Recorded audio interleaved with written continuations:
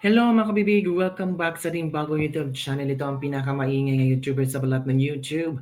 Ako si Kabibig, maglebag-lebag ata with evidence. Naku po, SUV na may sticker ng Office of the President na aksidente, motorsiklo na damay, sumalpok. Kanino kaya itong SUV na to? Sino kaya ang sakay ng SUV na ito?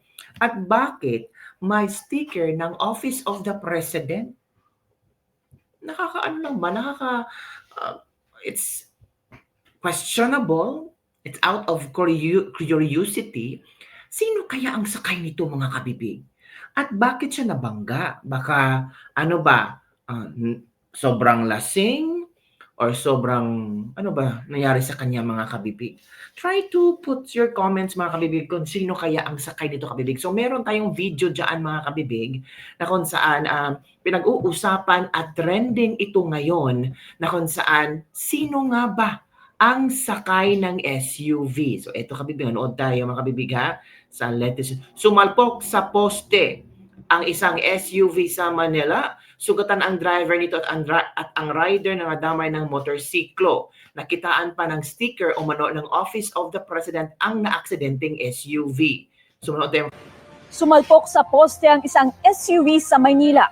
Sugatan ang driver nito at ang rider ng nadamay na motorsiklo. Nakitaan pa ng sticker umano ng Office of the President ang naaksidenteng SUV. Balitang hatid ni Jomer Apresto. Nakataob pa ang SUV na ito ng abutan ng mga tauhan ng Manila DRRMO sa bahagi ng Taft Avenue sa Maynila pasado alas 12 ng hating gabi kanina. Ayon sa mga otoridad, naunang naaksidente ang SUV at nadamay ang isang motorcycle rider. Niradyo sa amin na meron nga ng aksidente dito nangyari. Sumalpok yata siya rito sa poste. Sa lakas ng impact, wasak ang harapan at likurang bahagi ng SUV. Wasak din ang harapang bahagi ng motorsiklo. Ayon sa MDRRMO, agad nilang nilapatan ng paunang lunas ang motorcycle rider na nagtamo ng sugat sa iba't ibang bahagi ng katawan bago isinugod sa ospital. Gayun din ang driver ng SUV na nagtamo naman ng galos sa braso. Ayon sa MDRRMO, posibleng nakainom ang driver ng SUV. Nakainom ang driver ng SUV. Sino kaya ito? Sino kaya itong driver na ito? Patuloy pa yang inaalam ng pulisya. Tumagal ng kalahating oras bago tuluyang maiangat ang SUV at matanggal ang mga bubog at langis na tumaga sa kalsada. Kapansin-pansin din na mayroong sticker ng Office of the President. Ito Malacanang, Manila, President of the Philippines.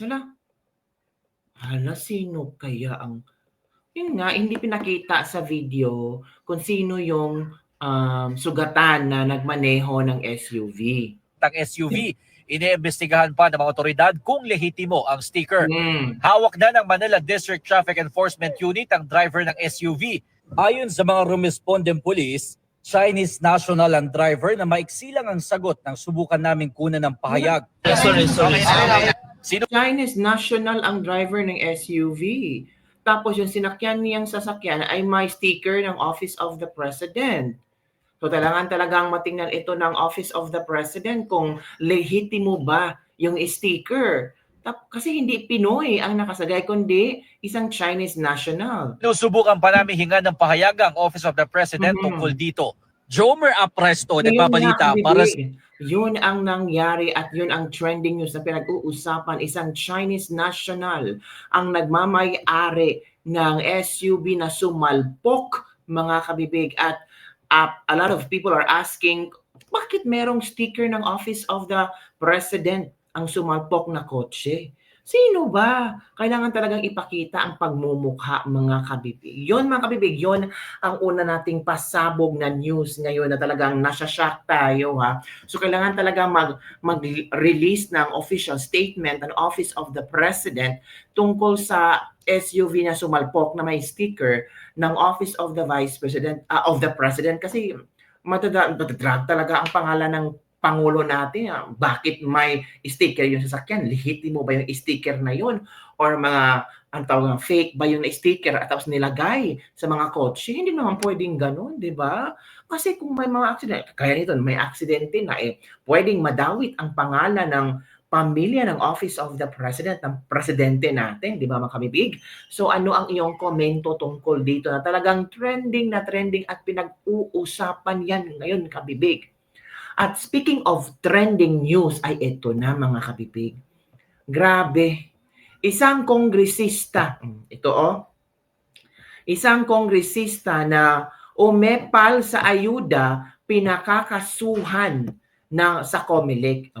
Congresswoman umepal sa ayuda ng DSWD, kinasuhan na. Naku po, sino ba itong congresswoman na ito? Bakit umepal siya? Ano nangyari siya? Ba't siya umepal? Kailangan ba talagang umepal para lang talaga mabigyan ng ayuda ang mga constituents? Ang tanong ng iba, baka isa ito sa mga pumirma sa impeachment case ni VP Sara. Sino ba ito? Sinampahan ng kasong katiwalian sa Office of the Ombudsman, si Caloocan City 2nd District Representative Mary Mitzi Kahayon Uy dahil sa personal nitong pamamahagi ng ayuda na dapat ay ginagawa ng Department of Social Welfare and Development. Nako, sabi ng ilang netizens, kinarma na si Congresswoman. Bakit niya ginawa iyon? Nag-ugat ang reklamo laban kay Kahayon Uy ng kanyang mga constituents na pinangunahan nina Elaine Manalang Bautista at Jose Eduardo Miranda Carlos nang ilang beses nitong ipingalandakan ng live sa kanyang Facebook page na nireragaluhan at inilalabas niya ang mga taga-DSWD upang unahing ilabas ang kanilang payouts sa ayuda na isa umanong paglabag sa ethical at legal standards for public officials. Sinita rin ni Bautista at Carlos ang pamamahagi ni Kahayon Uy ng Assistance to Individual in Crisis Situation AX na trabaho nila ng DSWD at hindi bahagi ng kanyang trabaho bilang mambabatas. Sabi dito, yung halimbawa, yung nilabas ko yung mga higher official na regalo ako, nagbubunga yon kasi tayo yung inuuna nila sa payout. Ito pala yung statement ni Kahayon. Yung halimbawa daw, yung nilabas ko yung mga higher official, nagregalo ako, nagbubunga yon kaya tayo ang una nabigyan ng payout. Nako, dahil ito hinilingin na Bautista at Carlos sa Ombudsman na imbestigahan ang paglabag ni Kahayon at Uy sa Section 3 ng Anti-Graft and Corruption Practices. So ano kaya ang magiging reaction nito mga kabibig na trending itong si 2nd District Representative Mary Mitzi Kahayon Uy. Nako. Mary Mitzi Kahayon Uy, trending siya ngayon at pinag-uusapan. Ganito na ba ang mga congresswoman na yun o unahin na ang ayuda? Nako. Ano ba naman yan? Nakakahiya, no? So, maybe that's their way. Ito pala. Ito mga kabibig. Ito pala yung video na kumakalat ngayon na ginawa ni Hayon Uy. Makinig tayo mga kabibig ha. I-share ko sa inyo para meron naman tayong ebidensya na lebak-lebak with evidence. So, ito pala yung mga kabibig. Pasalamatan natin ang GPS, community. Ayan.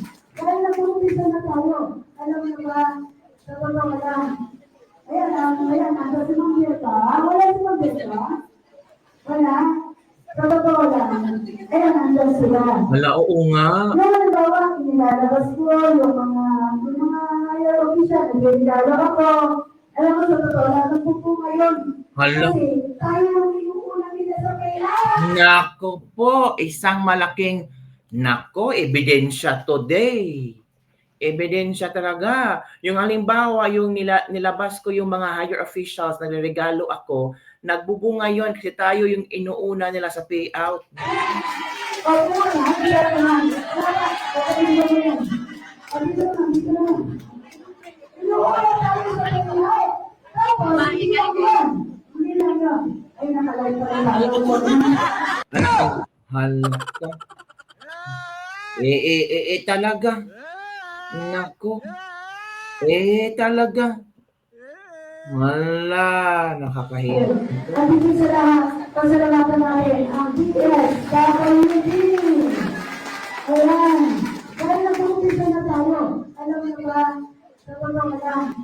Ayan, nasa si Mang Birka. Wala si Mang Birka? Wala? Sa totoo lang. Ayan, nandun sila. Yung halimbawa, nilalabas ko yung mga higher official, nag-dialog ako. Alam mo, sa totoo lang, nagpupo ngayon. Kasi tayo ang inuuna nila sa kaya. Apik. Mary Mitzi Kahayon. Ito pala nangyari sa DSWI Out Event January 22, 2025. Kabago-bago pa lang to. Talaga. Naku. Alam mo, sa totoo lang, nagpupo. Ano kaya ang magiging reaction? Ano kaya ang maging hatol? Diba? May material. So, yun po mga kabibig, ang ating latest libak-libak for today. Ano ang iyong opinion tungkol dito? Diba? Grabe, nag-trending talaga si Congresswoman at talagang pinakakasuhan sa ombudsman. Posible kaya siyang ma-disqualify? Tingnan natin kung ano ang reaction ng Comelec hinggil dito. Kasi kung ganun, kung may mga ebidensya talaga ay pwede namang tingnan ng Comelec kung ano ba ilang magagawa. Tapos may ombudsman pa. I think itong babaeng ito itong congresswoman na ito mga kabibig, ay isa sa mga pumirma sa impeachment. Diba? Mas maganda talaga nung may mga video. Siya ang nag-ano sa kanyang sarili. Siya ang naglaglag sa kanyang sarili. Kasi ay naka-live pala tayo. So siya ang naglaglag sa kanyang sarili. Diba? So, sometimes nga kung politiko ka, mag-isip-isip ka na ngayon kasi iba na ang social media. Every now and then, mapopost ka. And also, you have to be very careful on kung anong sasabihin mo.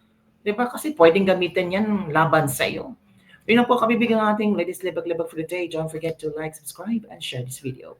Bye everyone. See you next time.